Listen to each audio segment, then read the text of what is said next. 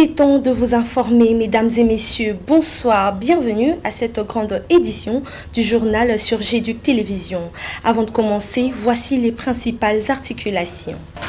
L'insécurité dans l'est de la République démocratique du Congo commence à susciter la colère de plusieurs analystes congolais. Quant à eux, il faudra que le président de la République, Félix-Antoine Tshisekedi Tshilombo, puisse déclarer ouvertement la guerre contre les agresseurs. La réforme de mise à niveau des entreprises publiques a été au centre d'une séance co-organisée par la Direction générale de la SCPT et le secrétariat général de Pétantic ce mardi 21 février 2023. Et triste nouvelle pour les amoureux du football congolais avec la disparition du joueur du tout-puissant Mazembe de Lubumbashi, Godé Masengo, qui s'est éteint ce mardi 21 février 2023 dans le chef-lieu du Haut-Katanga. Une fois de plus, bonsoir. Un invité dans ce journal, il s'agit de Claude Molichot, analyste politique que vous allez suivre juste avant la fin de ce journal. Comme annoncé au sommaire, la situation sécuritaire dans l'est de la République démocratique du Congo commence à inquiéter beaucoup des Congolais. Malgré plusieurs tables rondes, le M23 soutenu par le Rwanda continue à avancer. À cet effet, certains analystes congolais optent pour une autre stratégie afin de rétablir la vraie paix, celle de la guerre. C'est qu'a proposé cet analyste politique Claude Molichot au micro de Jimmy Bouimbe. De tout ce qui se passe dans l'Est de la République démocratique du Congo, on a eu à participer à plusieurs forums politiques au niveau régional comme au niveau international. Nous, en ce qui nous concerne, nous disons que nous avons notre armée. Et l'armée léguée à Félix-Antoine Tshisekedi Tshilombo, président de la République, par Joseph Kabila Kabange, qui est son frère, c'était une armée qui a été remontée au niveau de 8e Afrique. Parce que Kabila Kabange et Mzee Laurent Désiré Kabila, quand ils sont arrivés ici en 1997, le 17 mai précisément, il n'y avait pas une armée très forte. L'armée laissée par M. Mobutu. Et au fur et à mesure, Joseph Kabila a remonté cette armée. Mais c'est cette armée qui a vaincu le M23 en 2013. Moi, j'ai été à Tchanzu. Faudra-t-il laisser le M23 et le Rwanda progresser jusqu'à la prise de Goma? Nous disons non. On a décrété le cessez-le-feu au niveau régional comme au niveau africain, au niveau du sommet de l'Union africaine. Les jours où on décrété le cessez-le-feu, c'est le même jour où le M23 attaquait, où le Rwanda attaquait 4 positions des FARDC sur le front des opérations. Moi, je pense que la diplomatie a montré ses limites. Nous devons faire la guerre. Parlons de l'administration publique. La Direction générale de la Société congolaise de postes et télécommunications, SCPT en sigle, et le secrétariat général de Pétantic ont conjointement organisé une séance de travail avec différents secrétaires généraux pour sensibiliser et vulgariser les réformes de mise à niveau. C'était dans la salle de conférence de la SCPT ce mardi 21 février 2023. James Poi, reportage. C'est en présence des 38 secrétaires généraux de différents ministères de la République que le secrétaire général de Pétantic, Aurélien Kamba, a rappelé que l'objectif véritable poursuivi est de sensibiliser et vulgariser les réformes qui sont en train d'être mises en œuvre au niveau de la SCPT, devenue une société commerciale appelée de ces faits à être compétitive. Nous rappelons que cette activité est co-organisée par le directeur général de la SCPT, Didier Mouzete, et le secrétaire général de Pétantic, Aurélien Kamba. Notons par ailleurs que l'implication de tous les secrétaires généraux des ministères est une touche de gros pour renforcer la relance de la SCPT. Le directeur de la SCPT a donc révélé un avantage, celui de l'offre de la banque postale qui sera disponible si la SCPT fait un dispositif à la banque centrale. À savoir aussi notamment que la SCPT a un domaine d'hébergement des sites internet. Bon, avant toute chose, je voudrais remercier le CG Aurélien Kamba qui est avec nous ici. Vraiment, merci beaucoup, cher sujet. On a convenu avec lui de cette visite de ses autres collègues secrétaires généraux. Et en tout cas, il les a invités de venir tous palper la réalité de l'entreprise, la seule entreprise publique du secteur qui a de l'envergure. Les autres, c'est des entreprises, il y en a, hein, donc on ne va pas les minimiser. mais l'entreprise par excellence du secteur des télécommunications et postales en RDC, c'est la SCPT. Donc les collègues du CG ont pu avoir la réalité, la bonne information à la source de ce que nous faisons aussi bien du côté télécom que du côté postal. Nous pensons que nous sommes dans la bonne direction, nous y allons et voir le CG venir nous voir aujourd'hui et comprendre le métier que nous avons ici. Ils ont pu toucher la fibre optique. Parmi les participants, de sa part, le secrétaire général du numérique Matombo a non seulement salué l'initiative, mais aussi évoqué les avantages de la numérisation. Je préfère commencer par remercier mon collègue de Petentic, en collaboration avec le DG de la SCPT, qui ont bien voulu nous convier à cette activité. C'est une activité pour nous qui tombe à point nommé, puisque sous l'impulsion de son Excellence, Monsieur le Président de la République, le pays s'est engagé dans la numérisation. Le numérique est partout. Et partout. Et surtout, vous, les mamans, vous êtes à l'honneur. Au lieu chaque fois de pouvoir mobiliser des moyens, aller en Chine, aller à Dubaï, avec la plateforme dont le DG venait de parler. Vous pouvez avoir déjà les articles ici à Kinshasa sans pour autant aller vous déplacer. Quant au secrétaire général de Petentic, Aurélien Kamba, le premier client de la Poste, ce sont les services publics. D'abord, je tiens à vous remercier pour cette activité que nous avons co-organisée avec le directeur général de la SCPT, parce que l'objectif est de pouvoir sensibiliser et vulgariser au regard des réformes qui sont en train d'être mises en œuvre au niveau de cette entreprise. Par excellence, pour faire passer les messages, les colis. Et moi, je pense qu'il n'y a pas mieux que les services publics d'abord. Et c'est à nous, parce que nous sommes en cohésion avec les usagers.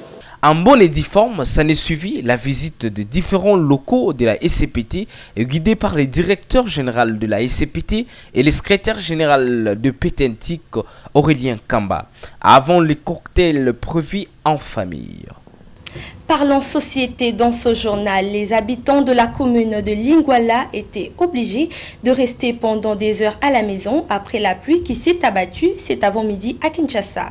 Malgré la démolition des constructions anarchiques qui auraient été l'une des causes des inondations.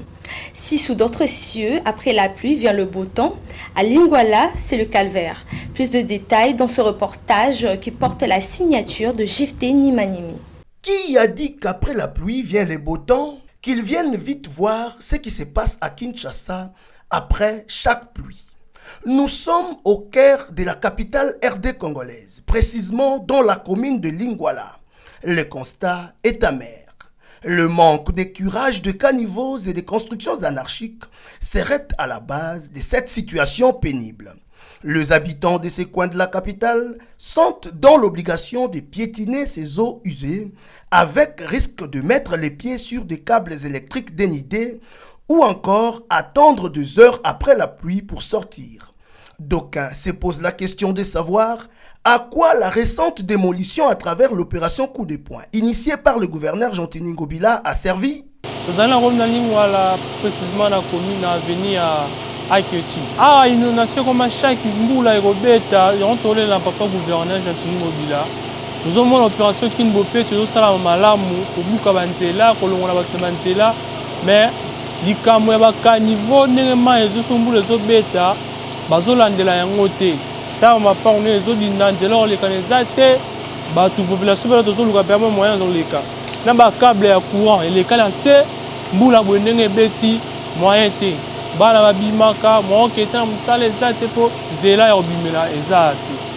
Vraiment balancer Kinbopé to awa banda ku ba meze bukami mais solution zo maka kate pona o etali ba carniveau na biso soki mbule beti do mawa plein mawa na baveni mwa koleka eza te soki tokiti na wileri donc mwa eza te do bakonzi baya batalikambo oyo. Nous osons croire que cet énième cri d'alarme sera entendu par des autorités compétentes. Que font les bourgmestres? Que fait le gouverneur de la ville? Que font le ministre de l'Environnement? Les Congolais méritent mieux. Changeons de registre. Avoir une bonne santé, c'est savoir bien consommer. Le gombo est une plante originaire d'Afrique et de l'Inde qui possède de nombreuses vertus pour l'homme. Récit avec Gaël Deko. Découvert il y a environ 4000 ans, le gombo est le fruit d'une plante tropicale à fleurs de famille de Malcavée. Originaire d'Afrique et de l'Inde orientale, il est employé comme légume ou condiment. Pendant plusieurs années, il fut jugé comme légume pour le pauvre, car il était consommé par les esclaves noirs.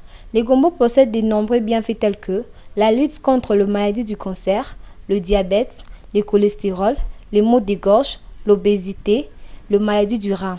Consommer régulièrement du gombo aidera à préserver votre santé.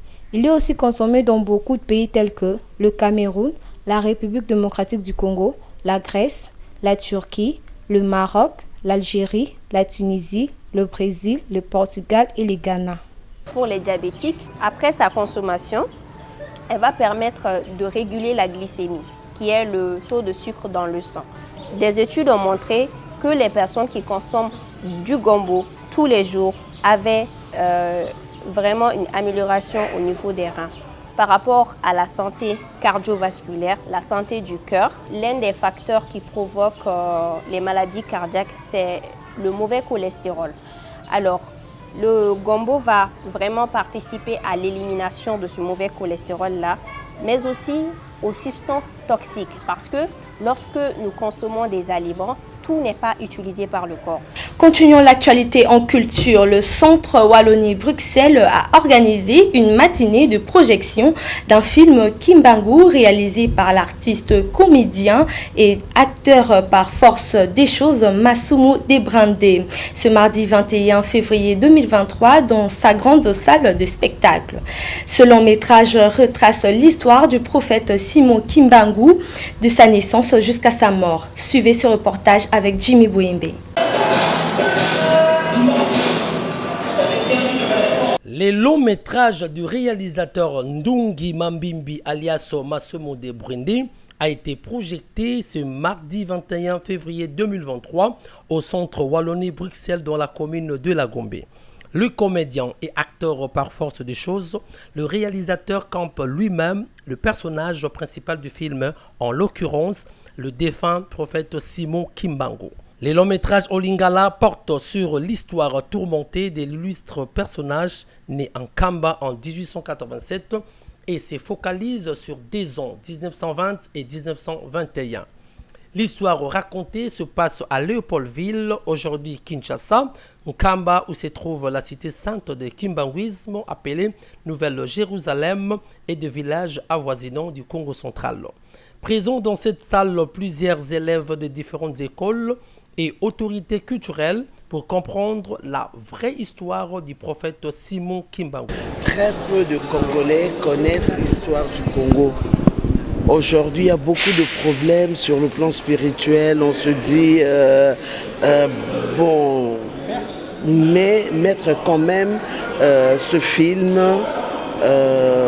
au profit des Congolais, c'est quand même nous donner beaucoup d'informations qui nous seront vraiment utiles pour l'avenir. Dans cette projection, on a beaucoup retenu de Papa Simon Kimbangu, de ses œuvres, parce qu'il était déterminé à libérer le noir de l'esclavage de blanc. Mais il faut dire que c'est difficile. Pendant le tournage, on a connu beaucoup de difficultés. Il y avait vraiment un soutien permanent, tout ça conséquent, comme avec les films de Lumumba et consorts, de Chaka Zulu, tout ça.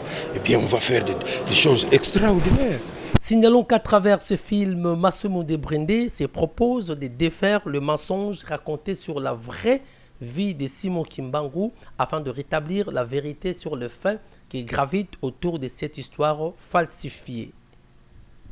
La journée internationale de la langue maternelle est célébrée chaque année le 21 février dans le but de promouvoir et préserver la diversité culturelle et linguistique et aussi rappeler l'importance du multilinguisme dans nos sociétés. Suivez. Le 21 février a été déclaré Journée internationale de la langue maternelle par l'UNESCO en 1999. L'Institut international du théâtre soutient la révolution de l'UNESCO qui affirme que la reconnaissance et le respect pour la diversité culturelle dans le domaine du langage inspirent une solidarité basée sur la compréhension, la tolérance et le dialogue et que toute action qui favorise l'utilisation de langues maternelles sert non seulement à encourager la diversité linguistique et l'éducation multilingue, mais nous sensibilise davantage à la multiplicité des traditions linguistiques et culturelles dans le monde.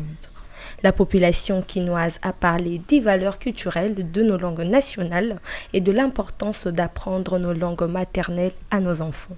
Il y a eu une commission qui a été mise en place par le ministère de l'enseignement primaire secondaire technique qui devrait au fait faire un programme, la réforme sur l'enseignement. Et vous trouverez à son 5e alinéa, il est dit clairement que l'enseignement dans les milieux ruraux, dans certains milieux, doit être dispensé en langue nationale. Il est plus qu'important que nous, que vous journalistes et autres, apprenons nos langues. Ça marque notre identité, ça marque nos valeurs culturelles, ça nous met à une position de naturel. On est naturel. Mon botinho se fait ça l'effort. Moi, na ye ba langue na école na ye.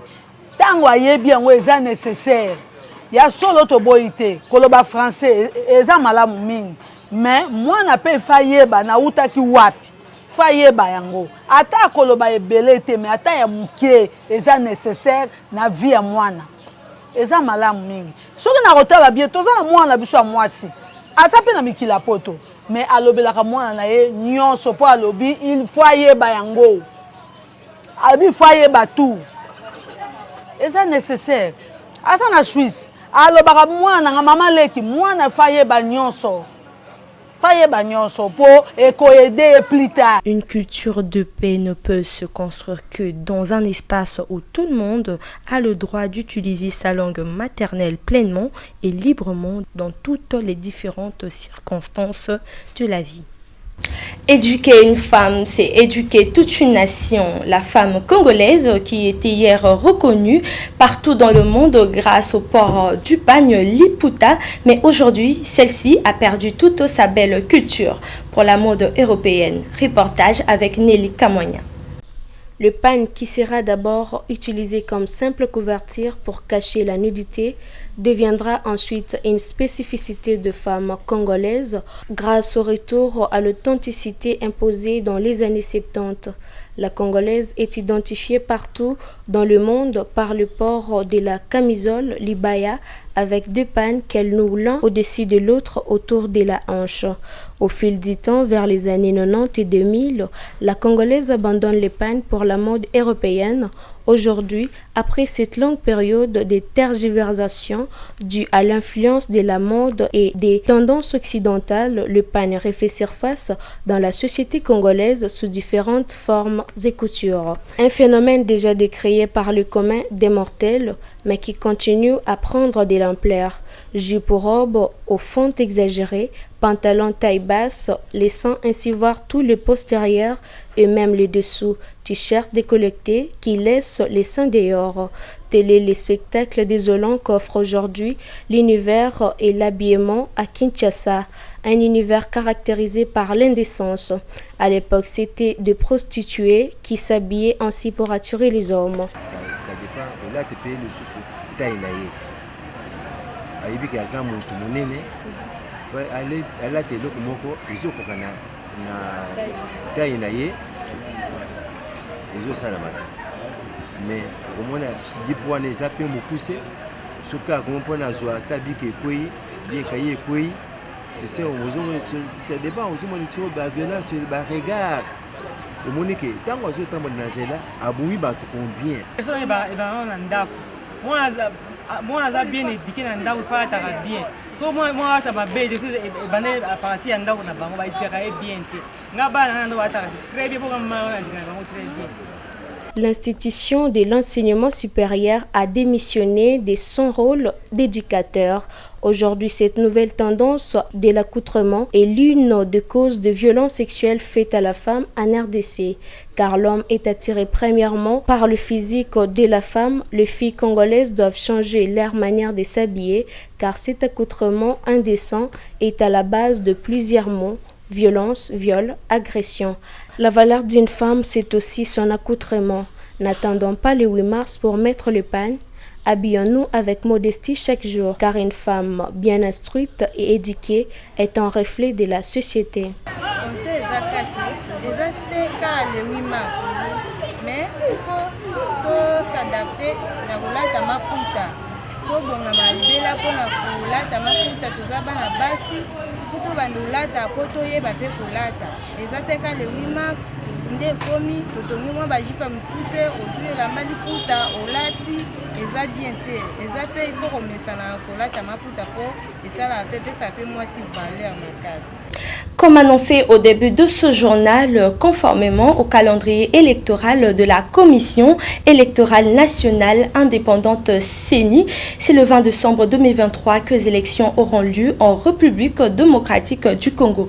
Mais avant cité, il faudrait que tout Congolais puisse s'enrôler afin d'obtenir sa carte d'électeur. Mais le FCC et le PPRD préfèrent ne pas aller s'enrôler. Claude Molicho, Pro-Kabila, notre invité du journal, nous en parle plus. Au jour d'aujourd'hui, les camps de Joseph Kabila Kabang, notamment les FCC, PPRD et autres partis politiques membres du FCC, se refusent de s'inscrire dans cette logique de ce processus électoral. Pourquoi? Parce qu'il y a eu beaucoup de couacs. Depuis l'installation du président de la CENI, Kadima, Demi Kadima, même la Senko, même l'Église du Christ au Congo se sont opposés. Donc il n'y a pas eu consensus. De deux, on a voulu créer ce consensus pour qu'on puisse sécuriser toutes les parties prenantes. Vous savez que les processus électoraux, c'est comme une compétition. Dans une compétition sportive, il y a un arbitre qui fait respecter les règles du jeu. C'est ça la CENI. La CENI qui est indépendante, qui est censée être indépendante, doit faire respecter les règles du jeu. Les règles du jeu ici, c'est quoi? C'est la loi électorale. C'est la transparence dans les processus. Quand il n'y a pas de transparence, les gens ne sont pas sécurisés. Donc toutes les parties prenantes ne sont pas sécurisées. Voilà le motif qui a fait que les camps de Joseph Kabila Kabang puissent se réserver pour s'inscrire dans cette dynamique de ce processus électoral. Ce n'est pas pour autant dire que non, les camps de Joseph Kabila Kabang veut boycotter les élections ou bien est contre les élections. Non, bien au contraire. Quand on demande la transparence, quand on demande l'inclusivité, le consensus, c'est pour dire que ce sont des gens qui réclament la vérité. La vérité. Pour que demain encore qu'on ne revienne pas ce qu'on a qualifié de vérité des urnes en 2018. Voilà pourquoi le camp de Joseph Kabila Kabang a affiché cette attitude de dire qu'il n'est pas concerné par ce processus électoral parce qu'il n'y a pas de consensus dans la désignation des membres de la CENI. Vous êtes sans ignorer qu'un membre du PPRD qui est dans cette CENI de Kadima, notamment le député national qui était gouverneur Maniema, a été chassé. Vous ne le reconnaissez plus? Oui, il n'a pas aussi longtemps qu'il a été accepté sur base de trafic orchestré par Mbosso au niveau de l'Assemblée nationale. Non, il a été exclu du PPRD. Donc, le PPRD, c'est un parti d'ordre et de discipline. Le camp de Joseph Kabila Kabang, c'est un camp d'ordre et de discipline. Lui-même, Joseph Kabila Kabang nous donne l'exemple. Alors, on ne peut pas pactiser avec la tricherie, avec le flou.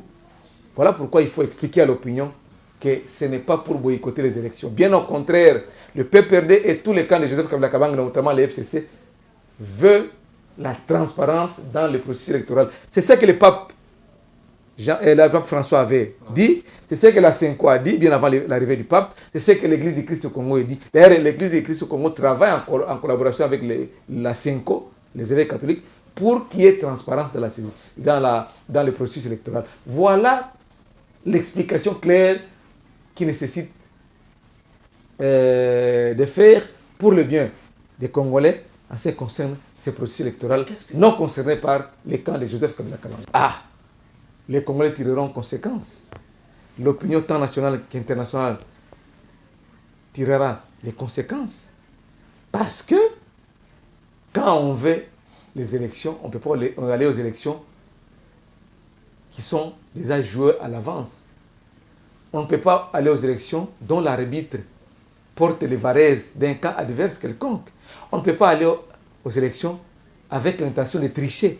Nous devons aller aux élections inclusives, libres et démocratiques et surtout transparentes. À la lire où vont les choses. Vous savez, on a attrapé même quelqu'un avec 300 cartes d'électeurs sans nom vers Bandung, vers Massamuna, dans le territoire de Massamanimba.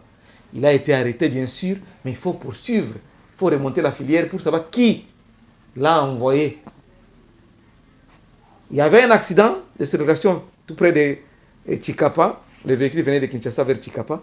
On a attrapé un membre de la majorité de l'Union sacrée avec un kit électoral, avec des machines dans ses valises lors de cet accident. Vous voyez que c'est préparer la tricherie, il n'y a pas de transparence. Peut-on aller aux élections dans ces conditions-là où le gagnant est déjà connu d'avance? Non. Dans une compétition, il faut qu'il y ait créé la confiance. On crée la confiance, c'est-à-dire le respect des règles du jeu, le respect de la loi. C'est ça. Changeons de chapitre en religion. Après une longue période pénible dans son ministère, le pasteur et musicien Michael Ombai a enfin sorti un opus intitulé « Dieu en toutes circonstances ». Sa présentation a été faite ce mardi 21 février 2023 lors d'une conférence de presse organisée à Rotana dans la commune de Lagombe. Suivez. L'une des salles du prestigieux hôtel Rotana a servi de cadre à la présentation du nouvel album de l'artiste musicien gospel Michael Ombai. Cette cérémonie s'est déroulée le mardi 21 février 2023 en présence de plusieurs personnalités ainsi que de la presse congolaise. Michael Ombai a par ailleurs présenté son album Dieu en toutes circonstances de 12 titres où il a développé comme il sait bien le faire à travers ses chansons des thèmes variés pour le bonheur de tous. Tête à tête avec les chevaliers de la plume, le pasteur Michael Ombai a expliqué au peuple de Dieu la condition dans laquelle il a eu à réaliser cet album et le bien fondé de ce chef-d'œuvre. Pour l'artiste, cet opus sera une solution pour tous les chrétiens qui auront des problèmes dans leur vie, quelles que soient les circonstances. 1 Thessaloniciens chapitre 5, le verset 18 nous le dit. Rendez grâce en toutes choses. Et j'aime ce que l'apôtre dit cette fois-ci là aux Éphésiens 5, 20. Il dit, s'ajoute un degré, il dit, rendez continuellement grâce. Et comme conclusion, cela est la volonté de Dieu à votre égard. La Bible dit, quand nous rendons grâce à Dieu, en toutes circonstances, c'est la volonté de Dieu à notre égard. Ça, c'est de un. Deuxièmement, ça va avec le fait que, comme je le disais tout à l'heure, Dieu en toutes circonstances, vous retrouverez que l'artiste est allé dans une direction, comme je le disais, rarement empruntée. On a pu toucher on a orienté nos cantiques dans différentes directions, cadrant avec différentes circonstances de la vie. Les différences, plutôt les circonstances particulières, nous prenons la naissance, le mariage, mais aussi la mort. Mais autre chose, c'est que les circonstances, ça ne se limite pas qu'à ça. Nos moments d'adoration pendant nos cultes sont également des circonstances. Notons qu'il s'agit de son 8e album, Dieu en toutes circonstances. Comme tout album, ce dernier est un véritable chef-d'œuvre de l'artiste avec 12 titres qui replongent les amoureux de la musique chrétienne dans la louange et l'adoration. Clôturant en sport, le joueur du TP Mazembe, Godé Masengo, vient de tirer sa révérence ce lundi 20 février 2023 à Lubumbashi. Cette triste nouvelle a été annoncée par la direction technique de cette formation sportive. Les détails de ce récit avec Denis Osako. Triste nouvelle pour les amoureux du football en général et les fanatiques du tout-puissant Mazembe en particulier. Avec la disparition du défenseur de cette formation sportive, Godé Masengo, âgé de 27 ans. Décédé ce lundi 20 février à Lubumbashi, à la clinique Bel Air, là où il a été transporté, également que son décès a été constaté. Quoique certaines sources invoquent une crise cardiaque, mais son club n'a pas précisé la cause de son décès. Signalant que le latéral droit Godé Masengo Yumba était formé à l'école de football Katumbi après cette académique, il a été prêté par la formation Don Bosco avant d'intégrer l'équipe du tout-puissant Mazembe. Toujours en sport, la Fédération congolaise de football association FECOFA en sigle a, au cours d'une réunion tenue le lundi 20 février 2023 en son siège de la Gombe, annulé la décision de la délocalisation du match RDC-Mauritanie prévu au Cameroun et annonce une sanction contre son secrétaire général. Les détails avec Mike Mbumba. Une séance de travail a eu lieu ce lundi au siège de la Fédération congolaise de football association FECOFA concernant la délocalisation de la rencontre de la 3e journée des éliminatoires de la Coupe d'Afrique des Nations CAN Côte d'Ivoire 2023 entre la République démocratique du Congo et la Mauritanie. Au cours de cette réunion, l'instance organisatrice du football congolais a pris une décision très fâcheuse, celle d'annuler la délocalisation de cette rencontre programmée au Cameroun. Pointé comme le premier responsable de ces choix, Belge Situ Atala, secrétaire général de cette institution, a été lourdement sanctionné pour avoir opté pour la tenue de cette affiche au stade Japoma dans le pays de Samuel Eto'o. Par ailleurs, la FECOFA affirme de s'engager dans des consultations avec le ministère des Sports et Loisirs ainsi que la présidence à une nouvelle reprogrammation du lieu de cette partie. Et pourtant, les sélectionneurs Sébastien Desabres et les techniciens français avaient opté pour son premier choix, celui de faire jouer ces matchs au stade tout-puissant Mazembe. C'est pour avoir l'appui du 12e homme afin de pousser les Léopards à une victoire. C'était l'essentiel de l'actualité de ce jour. Avant de nous séparer, voici les rappels des principaux titres. L'insécurité dans l'est de la République démocratique du Congo commence à susciter la colère de plusieurs analystes congolais. Quant à eux, il faudra que le président de la République, Félix Antoine Tshisekedi Tshilombo, puisse déclarer ouvertement la guerre contre les agresseurs.